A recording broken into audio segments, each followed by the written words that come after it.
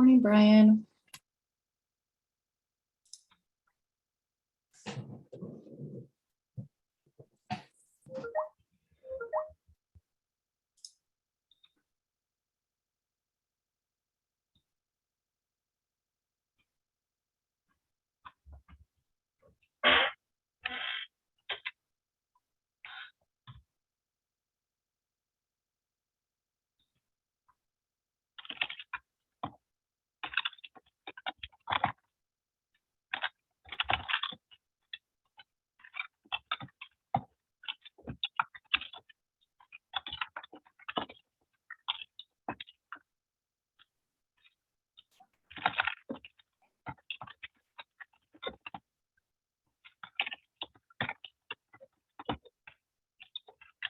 All right, you guys, I think we're gonna just give it another minute or two. We still have people trickling in, so I'm gonna give it a moment before we get started.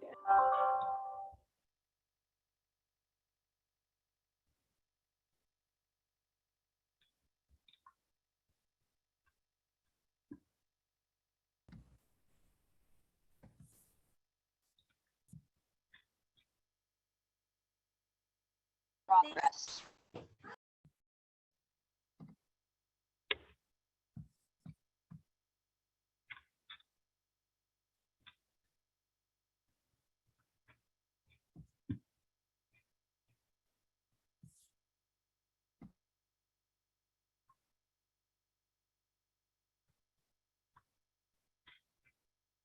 Good morning to the people dialing in.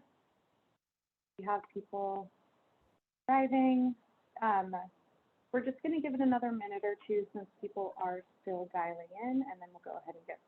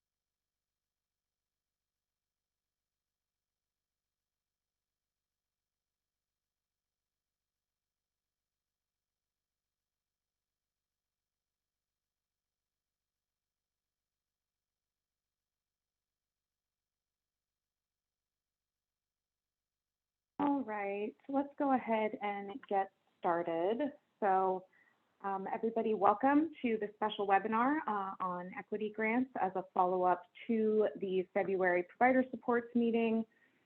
Just as a recap, this was a topic on the previous agenda.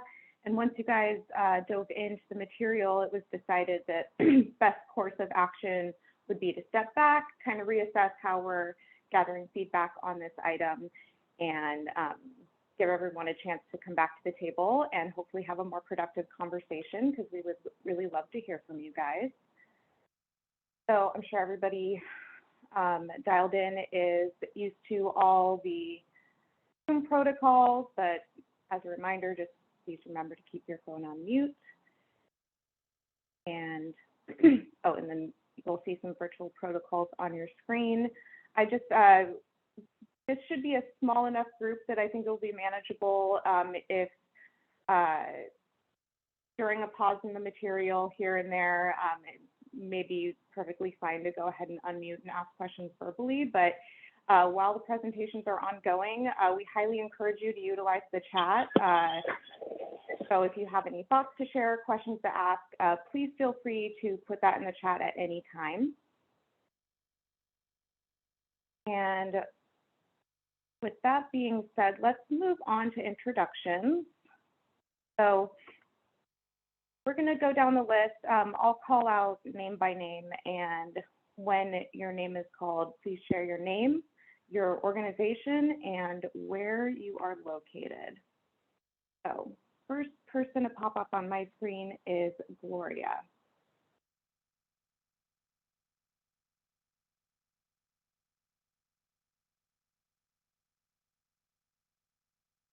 And Gloria, if you're not able to unmute and share verbally, and this goes along with anybody else that might be on the phone or just not able to come off of mute, feel free to enter in the chat if you'd like to introduce yourself that way. We'll come back just in case Gloria is able to share. But next person on my screen is Lois.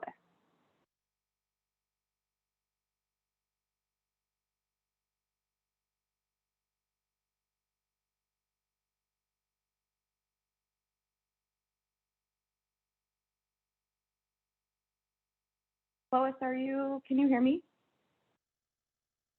Oh, you went off mute, but then you went back on.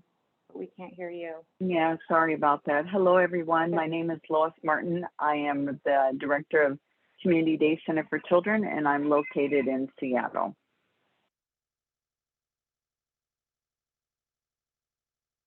Thanks, Lois. Next, I have Brian.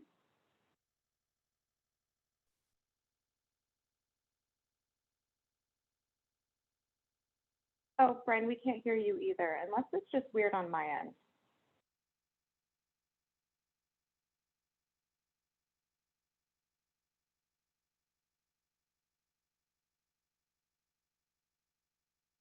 You're double muted. Is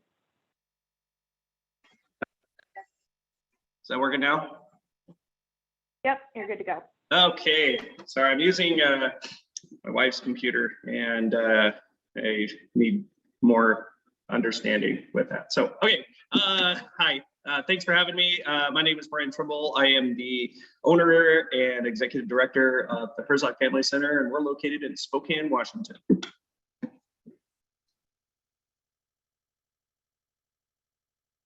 Okay, thanks, Brian. Next on my screen is Amruta, and please correct me if that's Hi, yeah, that is right. My name is Amrita.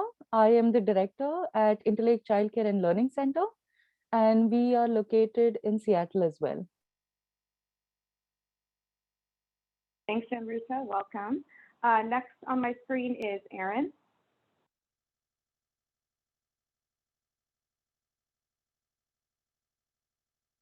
Hello, I'm Erin. I'm part of DCYS, a part of the professional development team, and I'm from Olympia. Great. Next on my screen is Laura. Hi, my name is Laura Murphy, and I own 2 childcare centers called Taylor Tots Childcare Centers in Yakima, Washington. Thank you. Welcome. Next on my screen is Vicki. Good morning. I'm Vicki Greger. I'm the owner director of Spokane Child Development Center, Spokane Valley. Great. Thank you, Vicki. Next on my list, I see Julie, but Julie entered into the chat, so I'll just read yours, Julie. So Julie Schroth from Creative Kids Learning Center in Port Orchard, and Gloria also entered her intro into the chat. So Gloria Vasquez from Wenatchee, and she's a family child care provider and certified trainer with Imagine Institute. So thank you both for entering that into the chat. Next on my screen, I have Katie. Hi, I'm Katie Smanowski. I'm also with DCYF, and I'm located in Tacoma. Thanks, Katie. And I actually grew up with Simonowski, spelled the same way, so I haven't seen that name around very much. All right, next I have Willan.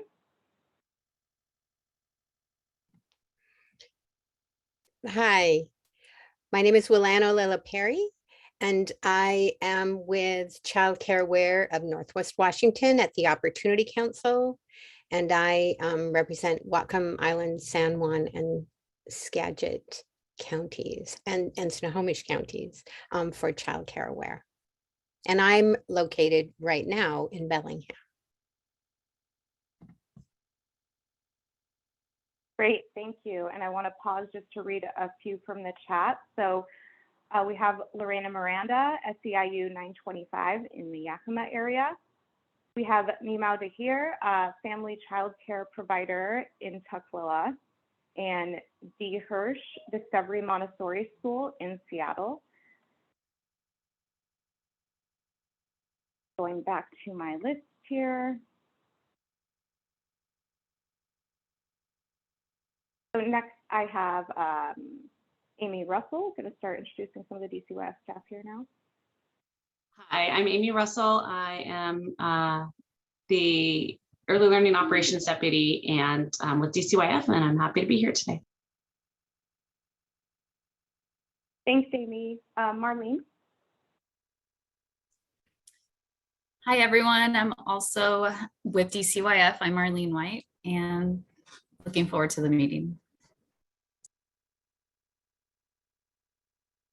Thanks, Marlene. Next, I have Michelle.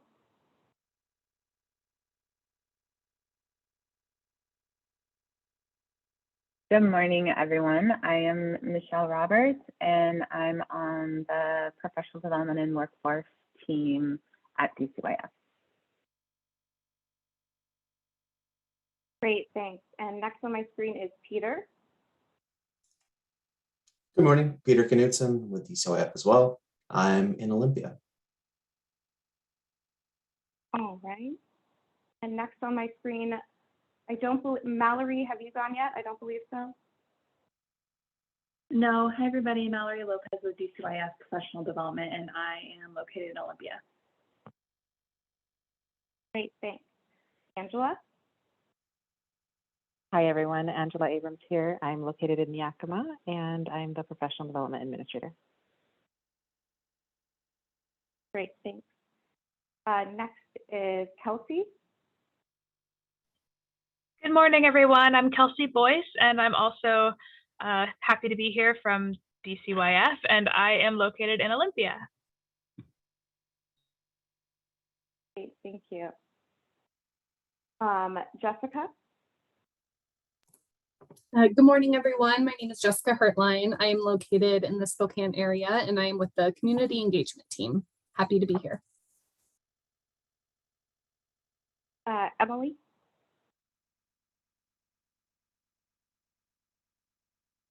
Hi, my name is Emily Morgan. I am also with the DCYF Community Engagement Team. I am personally located in Spokane, on the land of the Spokane tribe, and I am happy to be here today as well. Thank you. And Deanna? Good morning, I'm Deanna Stewart with DCYF, and I am located in Pierce County.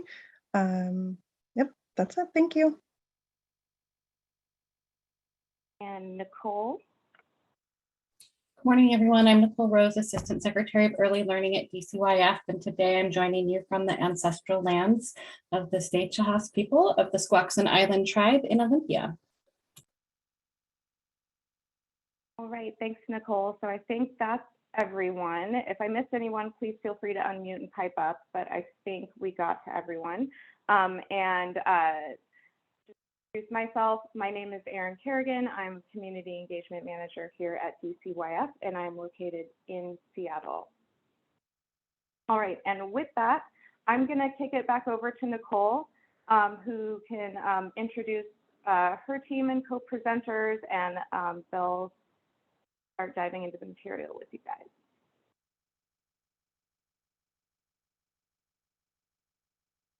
Great, thank you, Erin. So if we can go ahead and move to the next slide. First, I want to thank. Oh wait, I'm sorry. I'm so sorry. I skipped something. We were going to do a quick word cloud before we dive in. Sorry, Nicole. Kind of kick it off with a word cloud. There is a Mentimeter link in the chat.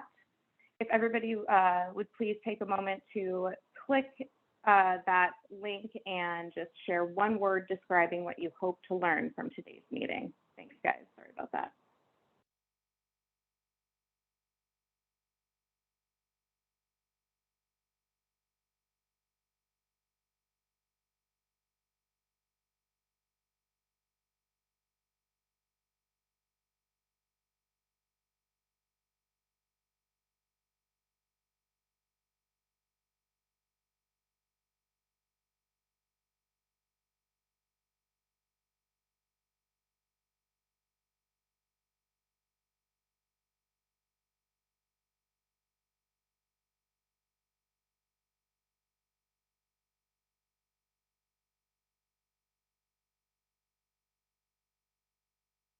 to share, Laura entered into the chat equity.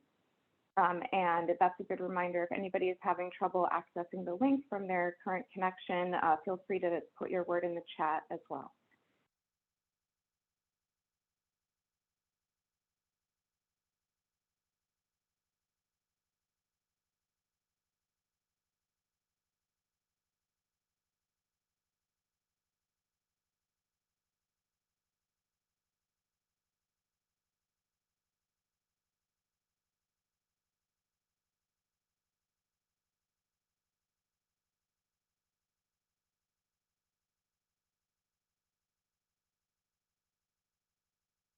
All right, and I see Lorena added collaboration to the chat. Thanks for that. All right, looks like that's slowing down. So thanks everyone for taking a moment to ground yourselves with that word cloud activity. And with that, I actually hand it over to Nicole. Thanks, Nicole. Thanks, Erin, and thanks all. And thanks for taking the time to be here today. I am really happy to be here. And I also want to acknowledge the DCYF team that is here today. Many of the folks that you heard from are supporting this work and are here to really support our conversation today. And so just wanted to thank them for all that they're doing. And they've been great thought partners, and we're excited to collaborate with you all and hear from you today. So with that, I'll go ahead and go to the next slide.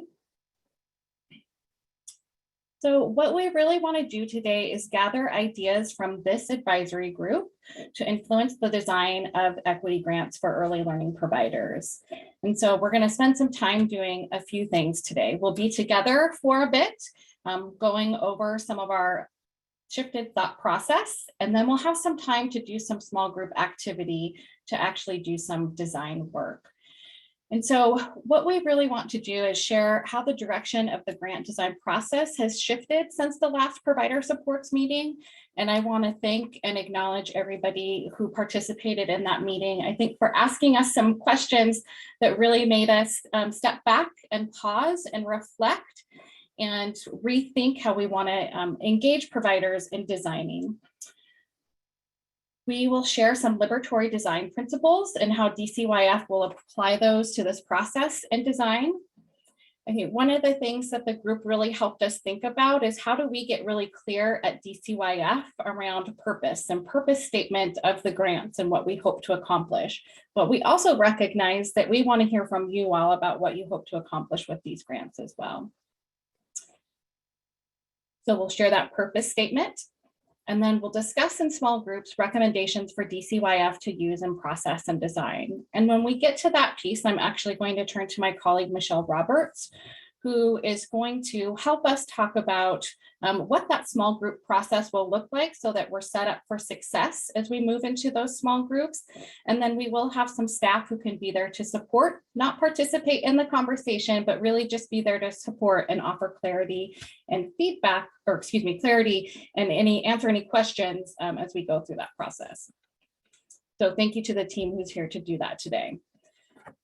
So as I noted, we were really wanting to pause for a moment based on feedback from our last conversations with others.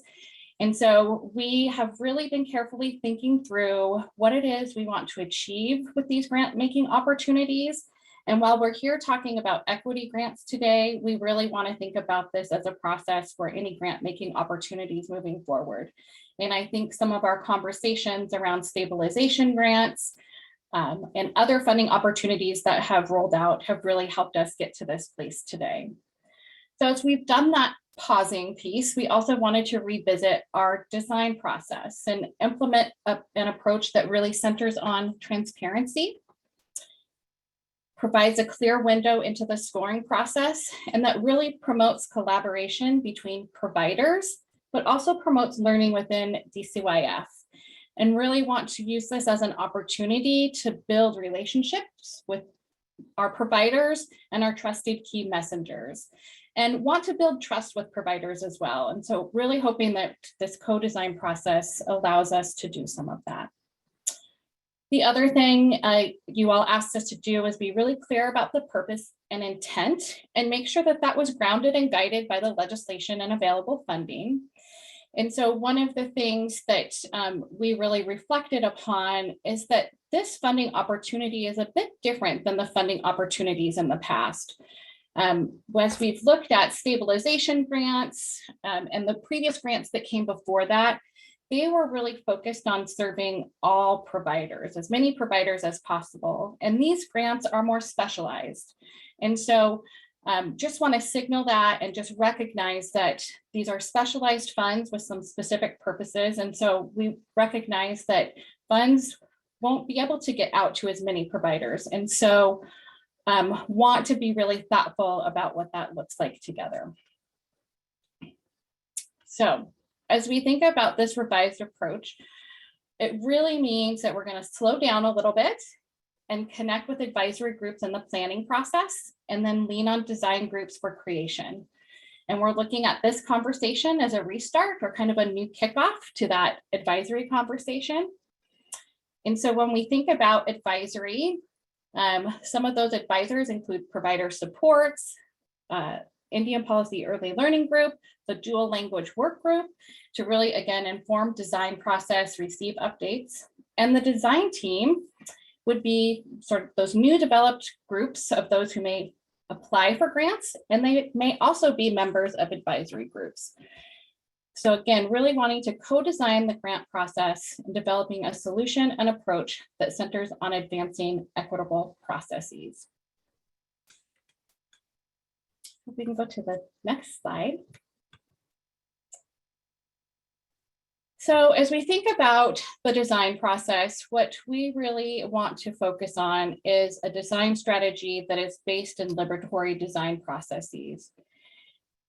And this is really a flexible process that can be used by teams and a set of equity leadership habits that can be practiced daily. And I will say that DCYF is committed to using liberatory design principles and working towards a more thorough co-design model that is equitable and responsive to diverse needs of communities in the state. And just want to really recognize that in the liberatory design process, that noticing and reflecting is an iterative process that really allows us to make adjustments and improvements as we go. And I think our conversations, again, have really gotten us to this place. And so we want to keep iterating on that and building on some of this work. So our hopes with this is that it will create an approach and an application that advances our state's work to interrupt inequity and increase opportunity for those most impacted by systemic oppression, and transform power by shifting the relationships by those who hold power to design teams and those impacted by these designs. So, so liberatory design process. So this is some work we're doing with PDG. And liberatory design includes beliefs that racism has been designed into systems and therefore it can be redesigned out. Purposeful use of relationships and conversation and self-reflection and growth are really embedded within that process. And so you're sort of noticing, empathizing, really going through an iterative process to really try to interrupt some of those cycles. So one of the things I will say is that there are different places in our agency where this has been used more, and we're really leaning into this as we think about, again, grants and opportunities for providers moving forward. Okay, so to do this, we're really going to work with community organizations to establish diverse design teams. And we are in discussion right now, or they're being scheduled with current partners, and those include One America, Imagine Institute, Voices of Tomorrow, and Child Care Aware of Washington. And as we do this, we want to implement cycles of improvement so that we build in times of reflection and we create intentionality for continued responsive and adaptive practices.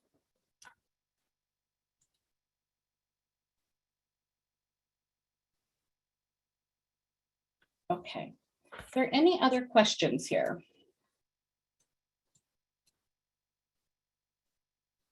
All right, so we will go to the next slide. So this just breaks out the design groups a little bit more. And so as we think about this, the design groups will really inform the technical aspects of the application. As I said before, they may be members of advisory groups led by community organization facilitators and are really going to co-design with DCYF and help us establish a grant structure. I think one of the things that we really want to think about is how can we use some of those trusted messengers to gain a variety of input into the design process and support that along the way. And then we will continue to connect with our advisory groups to advise on design process, receive updates of design teamwork, and offer additional considerations and questions.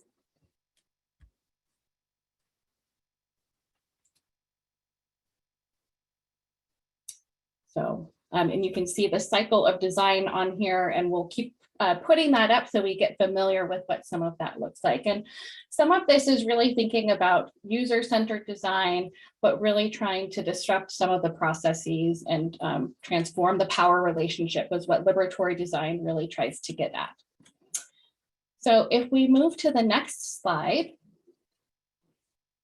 we heard, and thank you for many folks asking us the question, what did we really want to accomplish and what was the purpose with this? And so we went back and, as I said, did some reflecting, went back and looked at the legislation. I went back and had some conversations with folks about intent. And through that, we needed to really think about how we had something to guide us moving forward. Yes, we have what the legislation tells us to do, and we need to meet that intent. But we needed to consider our own internal assumptions and recommit with this purpose statement. And so as we met internally, one of the things that we came up with is this purpose statement. It is to direct funding to the early care and education, community and parent support programs with a priority placed on BIPOC providers and providers serving BIPOC children to advance and inspire practices that promote inclusive and culturally responsive learning environments and enhanced language access.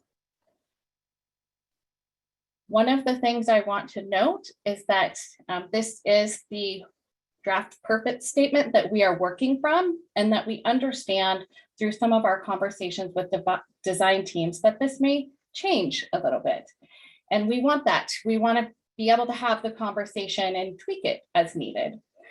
So I want to pause here and just check in and see if there are any questions about this purpose statement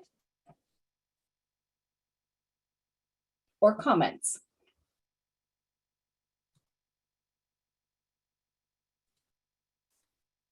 And thank you, Lois, for in the chat.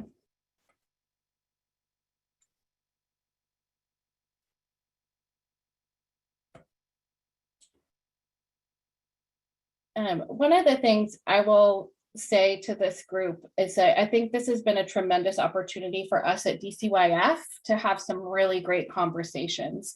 And so I'm really excited about the shift in our direction and how we're moving forward with this. So what I want you all to really think about and remember is this purpose statement as we go into our small discussion groups, and then the commitment to liberatory design. So I'm going to pause there again and see if there are any other questions or information people feel like they need before I turn to Michelle, who is going to talk with us a little bit about our breakout discussions. And so just as a preview of that, again, we're going to be asking you some specific information to get at some of our goals for today of, what are recommendations that you all might have for us to use in process and design?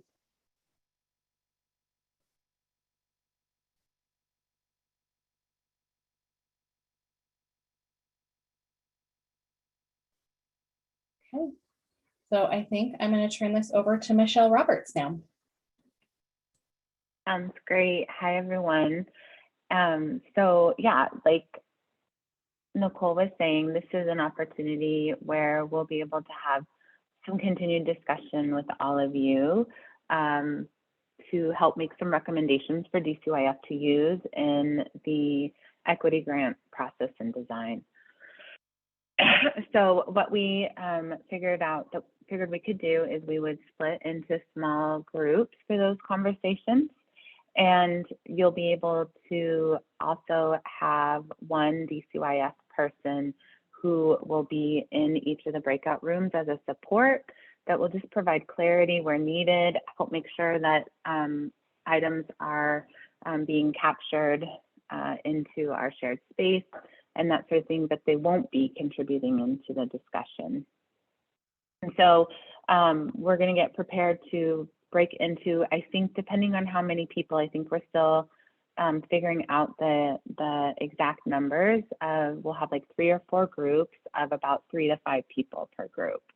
And it might be really helpful for each of the groups to select a timekeeper for the discussion, knowing that we'll have about 10 minutes per question, and that wouldn't be the DCYF staff, but if you wanted to have somebody be a timekeeper.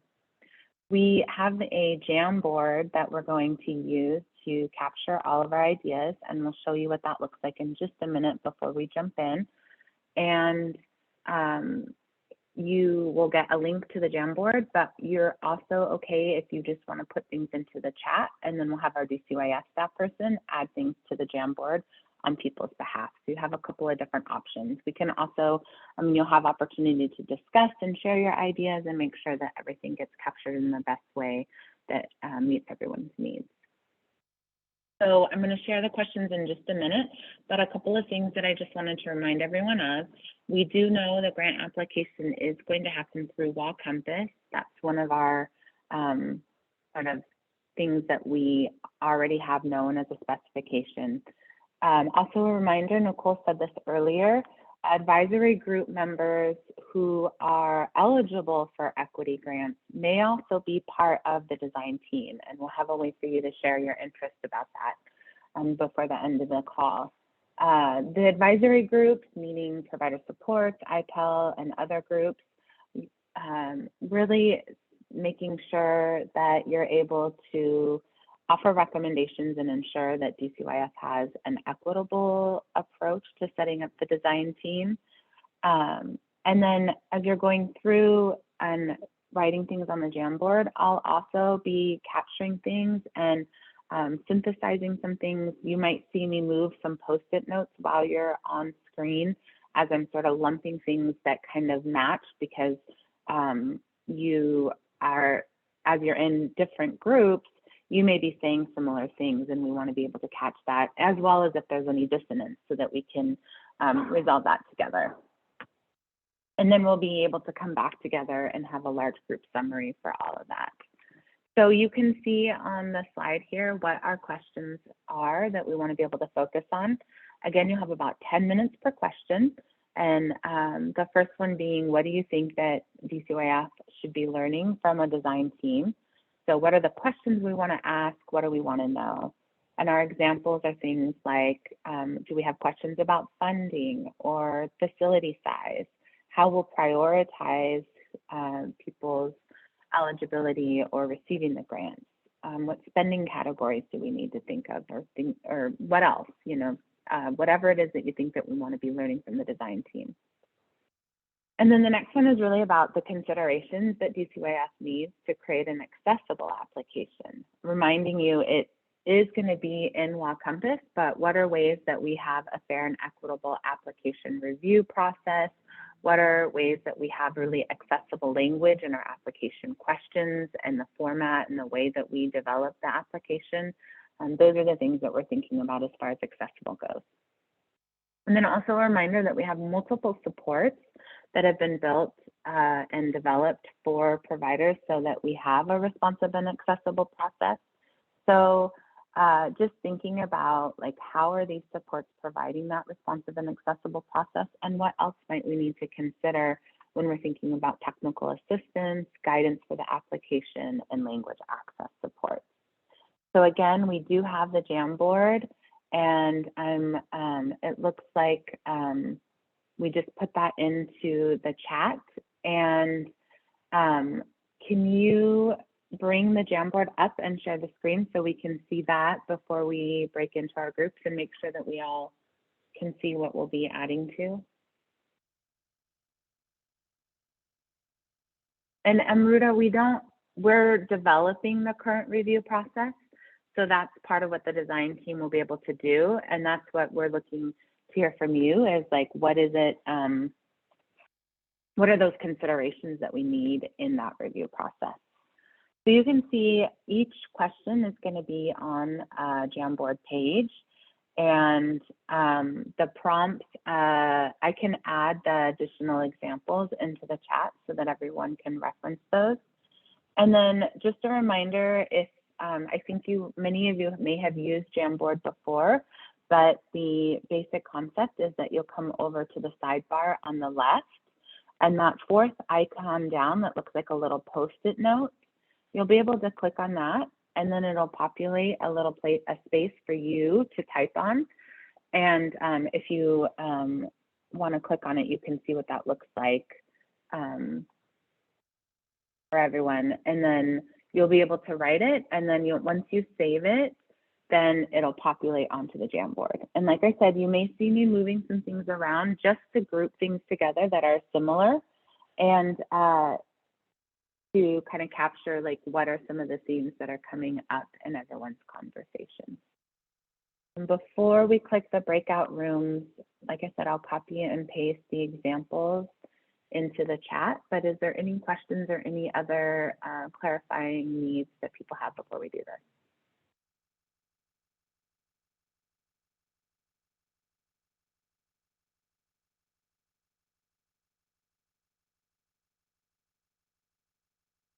All right, it seems like we're probably ready to go. And yeah, let's have a great conversation. And like I said, you'll have a DCYF person in there to sort of support everyone, and we'll see you shortly. Sorry, I think I sent them in a little too quick. I think that's fine. So something that Dana and I were talking about, and then also Angela and I were talking about, is just that we don't have quite as many members today. So we don't have like kind of the quantity and the robust rooms, but I still think it's going to be good. I still think it's good. I think, should we stop recording? Do you typically stop recording? Oh. Yeah, Jessica, can you?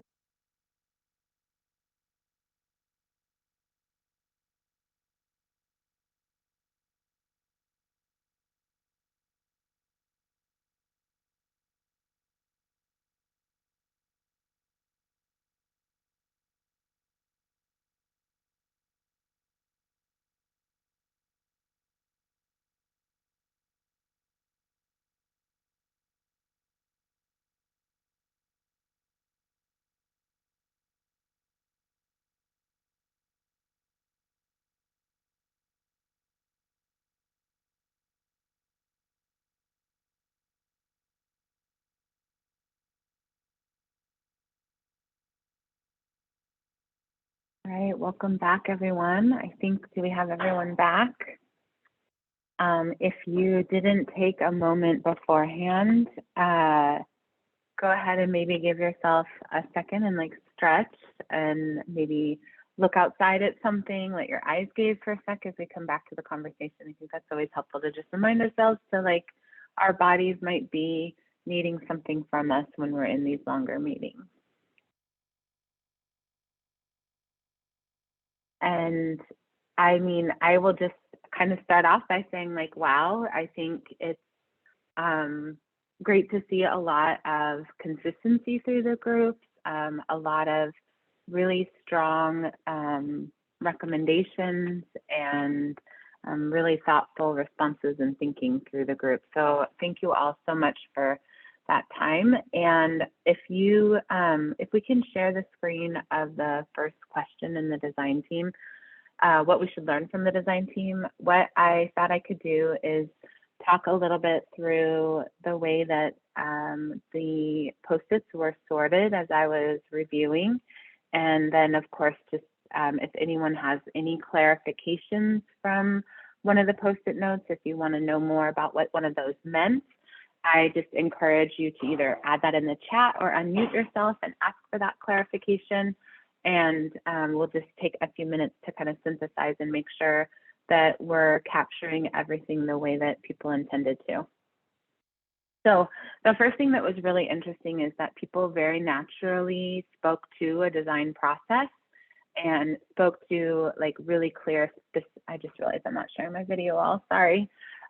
Spoke to some really clear and specific examples of what might happen in the design process, where you're going to start with understanding the audience and really knowing what the need is, and then start brainstorming what options or solutions or ideas come to mind, and then try some things out and test those things out together. And so that's really kind of naturally what was happening in your conversation. So what you see here is a little bit of a progression starting on the left to the right of like what might happen through the process. So you can see a lot of things came up around understanding the audience of who we're working with.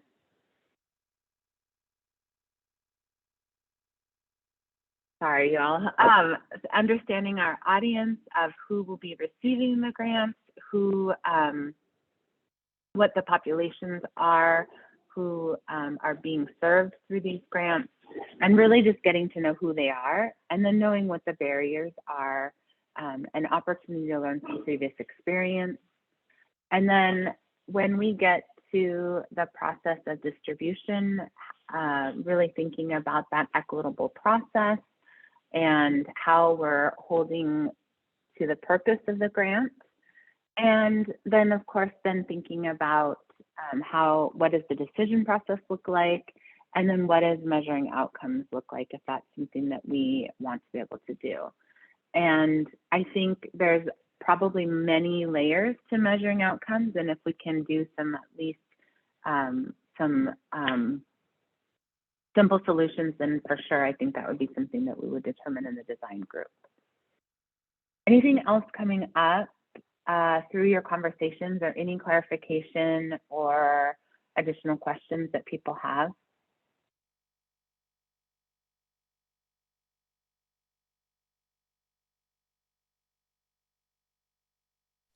I see Lois put some information in the chat, so we'll be sure to capture that, Lois, as we do thinking about design teams and outreach there.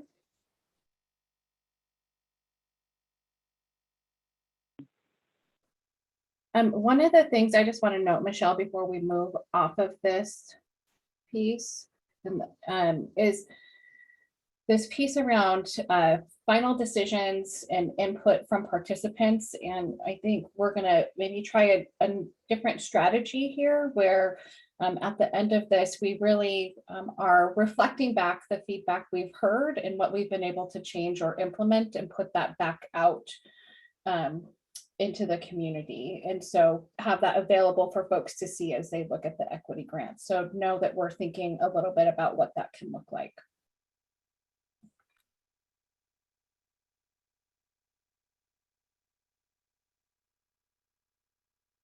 That's great. And I think as we develop the design teams or design groups, we'll be able to incorporate this in these recommendations in that process. And then we'll also be able to really go over clearly about, what are our parameters, what is our, what is the grant, the legislative language saying that we're going to hold to, and in what ways do we have to describe and explain that in the community. So I think this is great. Nothing else in the chat. I'll just pause for a moment. Will all questions be addressed?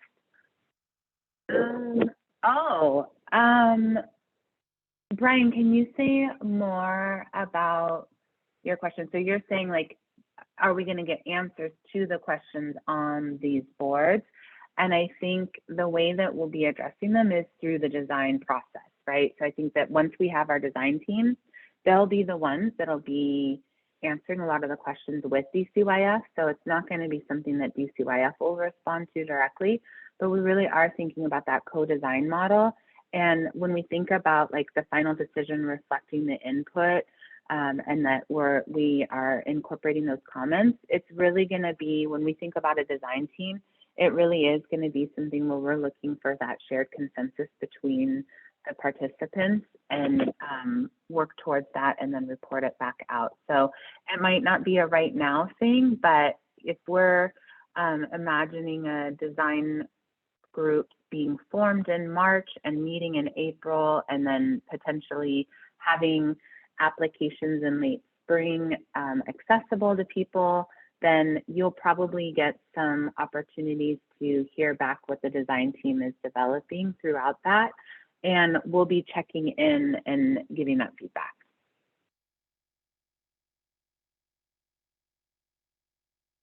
If we want to go to question, oh, we are on question 2. Thank you. Question 2, we really, again, kind of just went into a process of like that start to finish and making sure that we're being reflective of the population that we're trying to reach in the design teams. And yes, absolutely. And then having some considerations here that really talk about making it simple. I think so many different ways that we described keeping it simple, and also making sure that people have that technical support, which we'll make sure in our technical assistance work that we're building that in.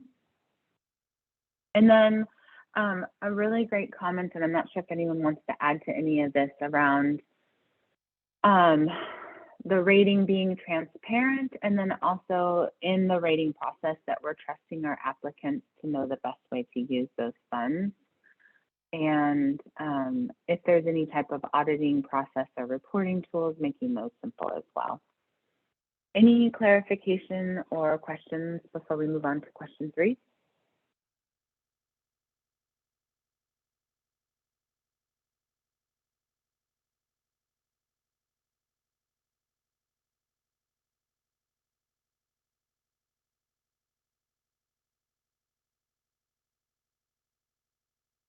All right, so in question 3, you can see that it might be a little bit small on your screen, so I just, you know, I have it kind of zoomed in on my end to read it. Go ahead, yeah. Michelle, you have a couple chat questions that you might want to, just before you go to the next one. Oh, did I miss it? I'm so sorry.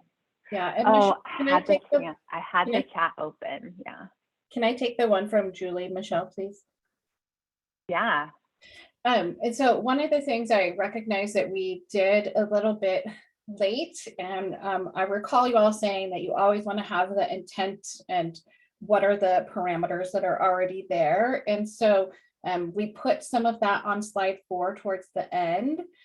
And so we'll be sure to do that moving forward. And so that intent and purpose legislation does say some of the categories in which they need to spend that, but I think part of the conversation during the design process is hearing from you all about how you would like to spend those dollars and what that looks like, again, within the intent and purpose of the legislation. Mm-hmm.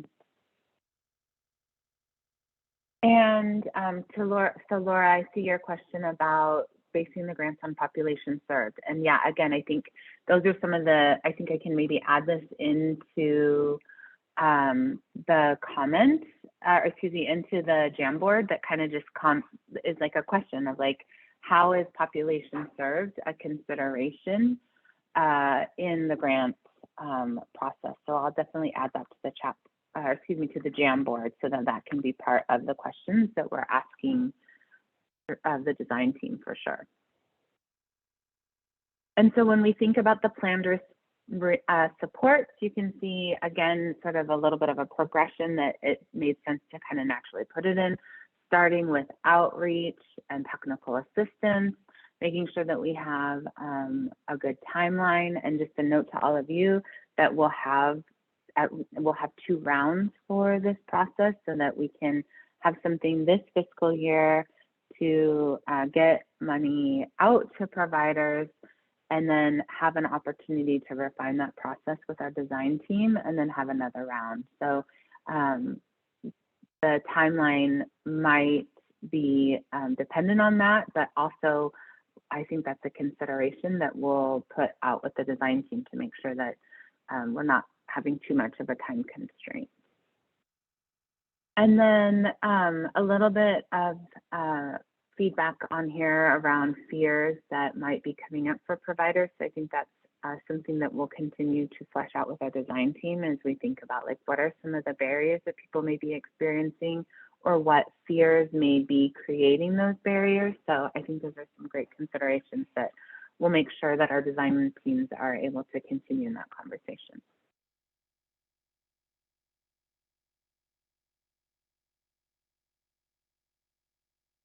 All right.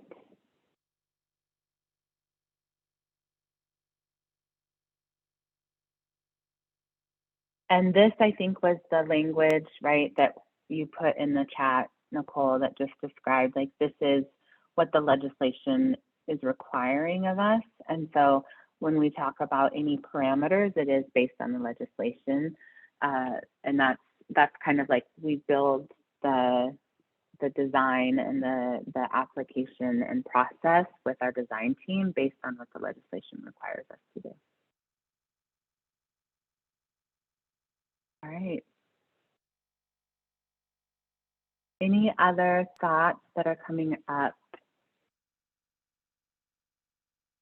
Michelle, this is Deanna. I just wanted to put it out there to the group. I know this group does well, like either raising their hand or just unmuting themselves and talking and sharing verbally. So I just wanted to toss that out there because I know some members are more comfortable doing that without writing in the chat. So.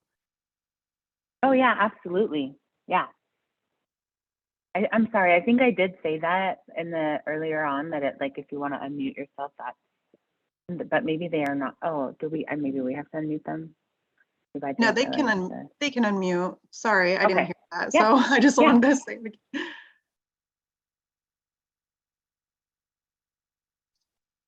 If I could just say one quick thing, in my group, I believe it's Gloria, she made the point that there's many providers out there that have a lot of innate fear about how to utilize funds, and I really want to make sure that barrier is being identified, that literally not knowing if they'll do it incorrectly because they feel like there's a punitive approach to how those funds are supposed to be utilized. And I think that's something I really want to honor what she said, because it really resonated with me. I've never had the fear of that, but I've also had a different background and experience. But my lens is different than hers, and she speaks for other people too, that they live in this world where they don't even want to touch the funds because they're worried about the idea that it may come back in some sort of consequence. And to me, it was astounding to hear, but it really resonated with me. And I really want to make sure that that's identified, is that we really want those funds to be utilized in a way that's going to help those organizations and those populations that are not getting access. And so, yeah, it's the first time I've actually heard it from the perspective that they were afraid to touch the funds, afraid to use them, afraid to even apply for them because of the fact that they may have some sort of adverse consequence that comes back to them. So I really appreciate you said that. So I just want to make sure the group heard that too.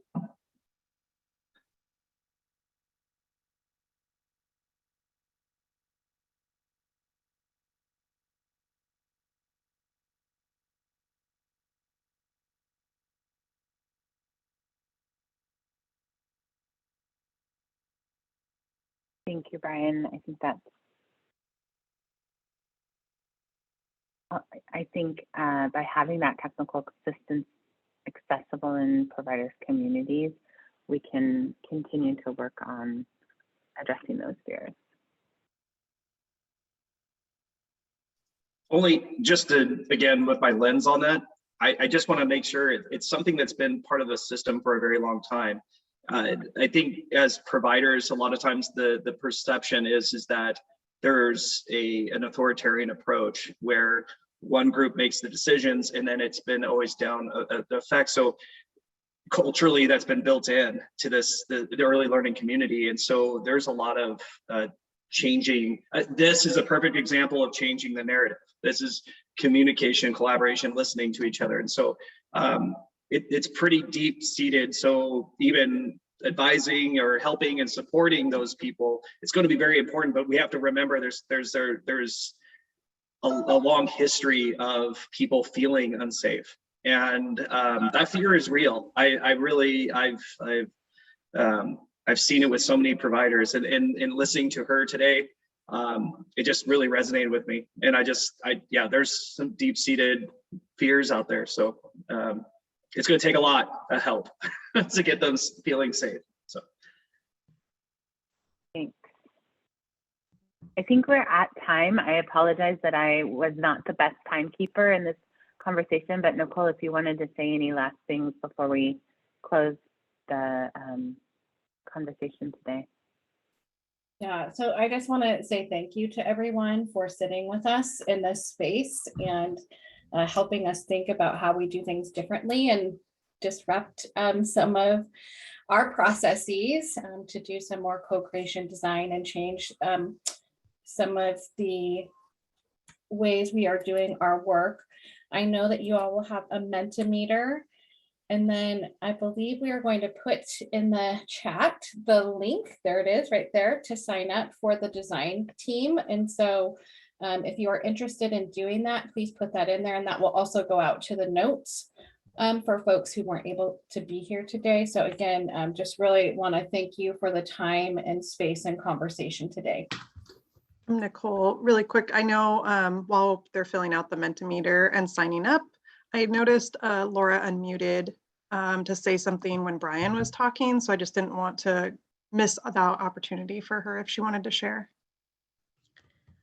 I'm just wondering what the process is. So if there's a meeting like this and you figure out some plans, and then the information is taken back and some decisions are made, how are those, I mean, who's overseeing those to make sure that they are equitable for all?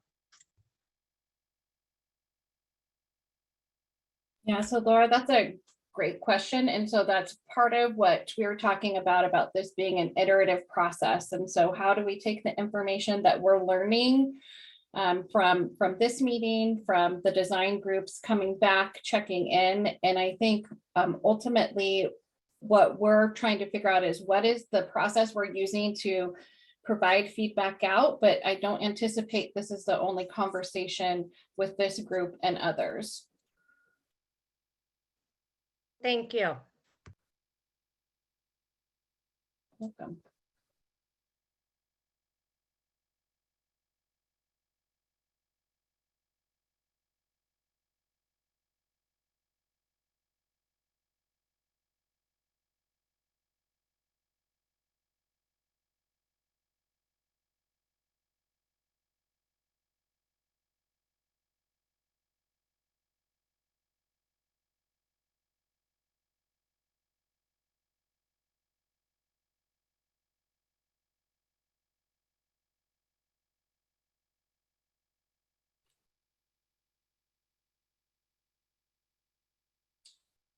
Deanna and others. Oh, yep, more Mentimeters.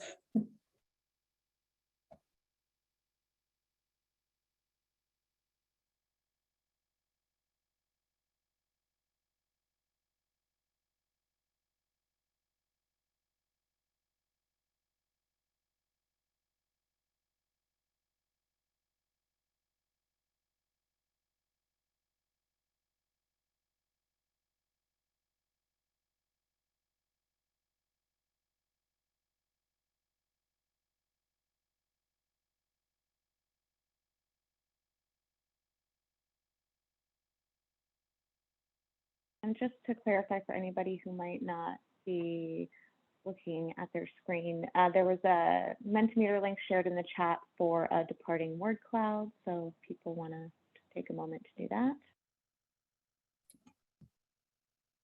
The other thing I just wanted to share as folks are doing that is that we are doing some connecting with our Office of Racial Equity and Social Justice as well as we go throughout this process. And so, Laura, to your comment about making sure that they are equitable and how are we coming back and talking with people about that, that is another thing that we are doing.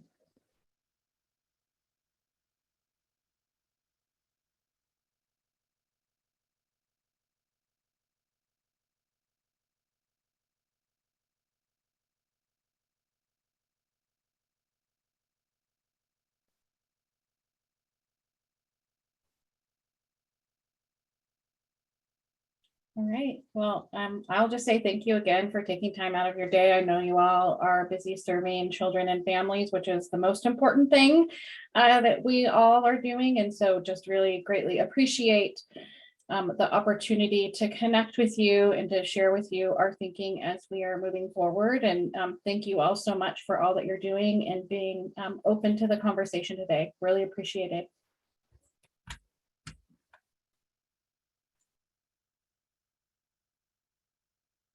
Thanks so much, you guys. Have a good day.